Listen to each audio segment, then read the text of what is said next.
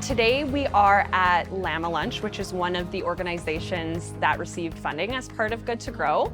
And today we're here packing lunches and delivering them to children in the community. I feel very lucky and fortunate to work to a company that values giving back to community. I love that we get to take a break from work and actually come outside and help people. It's already rewarding and I feel honored to do that, but doing it with our staff, it makes it even more rewarding and fun. Sandbox has gotten so much from our city, our provinces, so anything that we can do to support the people that we service in another way is super important.